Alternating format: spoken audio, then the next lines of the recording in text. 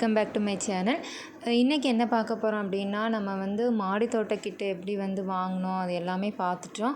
அதுக்கப்புறமா இந்த க்ரோ பேக்கில் இதெல்லாம் எப்படி ஃபில் பண்ணி, கொக்கோபிட் எல்லாமே எப்படி ஃபில் பண்ணி க்ரோ பேக்கில் வந்து நம்ம செடி வளர்க்குறதுக்கு எப்படி எல்லாமே பண்ண போகிறோம் அப்படி தான் இதை பார்க்க போகிறோம். ஃபஸ்ட்டு வந்து இந்த க்ரோ பேக்கில் இருக்கிற கொக்கோபிட் எல்லாமே தனியாக பிரித்து எடுத்துக்கிறேன்.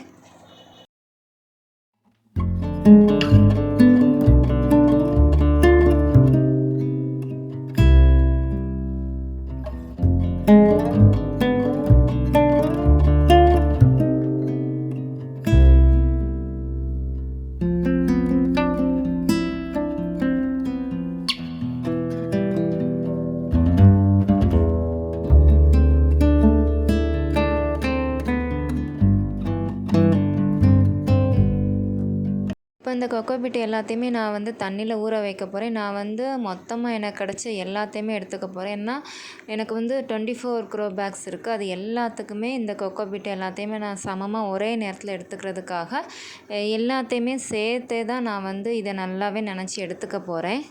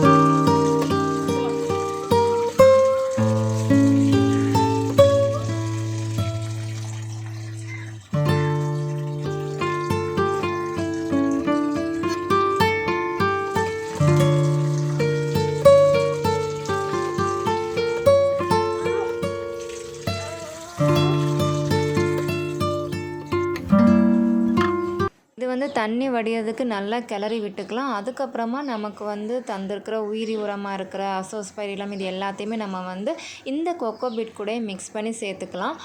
ஒரு பேக்குக்கு வந்து 10 கிராம் அளவு சொல்லுவாங்க. இப்போ எனக்கு வந்து 24 பேக் இருக்கிறனால எனக்கு வந்து 240 கிராம் வேணும். அதனால் எனக்கு தந்திருக்கிற எல்லாத்தையுமே நான் வந்து இது கூட சேர்த்துக்க போகிறேன். ஏன்னா நம்ம கொஞ்சம் அதிகமாக நமக்கு அது பிரச்சனை இல்லை. ஸோ எல்லா உயிரி உரத்தையும் அதை கூட நான் மிக்ஸ் பண்ணி அதுக்கப்புறமா அது கூட வந்து தொழு உரம், மண்புழு உரம், அதாவது நம்ம தென்னை மரத்துக்கு கீழே இருக்கும்ல அந்த மண் இதெல்லாம் சேர்த்து தான் நான் வந்து ஃபில் பண்ணி வச்சுருக்கிறேன். மண்கலவை நம்ம வந்து செடி வளர்க்குறதுக்கு என்ன ரேஷியோவில் ப்ரிப்பேர் பண்ணணும்னு சொல்லி எல்லாருக்குமே தெரியும். ஸோ 1:1:1 ரேஷியோவில் தான் நானும் ப்ரிப்பேர் பண்ணி வச்சுருக்கிறேன்.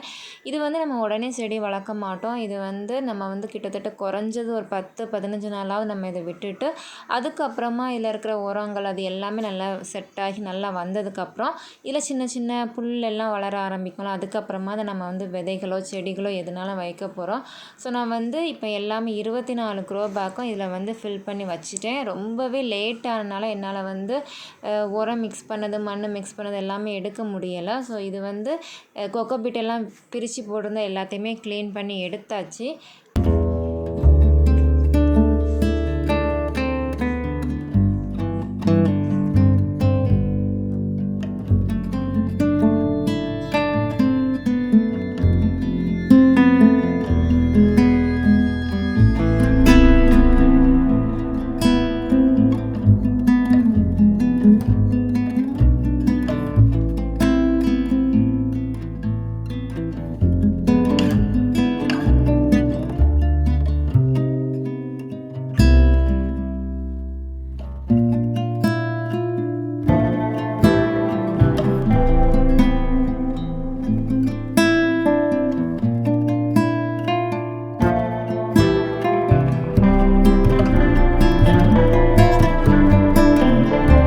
வந்து 1, 2 க்ரோ பேக்கில் வந்து செடி வச்சுட்டேன். ஏன்னா நான் வந்து சாக்கு பையில் இருந்ததெல்லாம் மாற்றிட்டு தான் அந்த இடத்துல க்ரோ பேக்லாம் வச்சுருந்தேன்.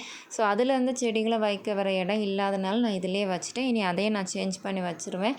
இது மேலே நம்ம வந்து காய்ந்த இலைகள் இது எல்லாமே போட்டு 2 வாரம் கவர் பண்ணி கூட வைக்கலாம். அப்படி விருப்பம் உள்ளவங்க அப்படியே வச்சுக்கலாம். ஃப்ரெண்ட்ஸ், நான் வந்து இது எனக்கு கிடைச்ச உரங்கள் எனக்கு தெரிஞ்ச போல் தான் நான் வந்து இது எல்லாமே ப்ரிப்பேர் பண்ணி வச்சுருக்கிறேன். இன்னும் இல்லை ஏதாவது ஃபெர்டிலைசர் ஏதாவது ஆட் பண்ணணும் அப்படின்னா உங்களுக்கு தெரிஞ்சதை நீங்களும் கமெண்ட்ஸில் சொல்லுங்கள். அடுத்தது ஒரு வீடியோவில் உங்கள் எல்லோரையும் மீட் பண்ணுறேன். டாட்டா பாய்.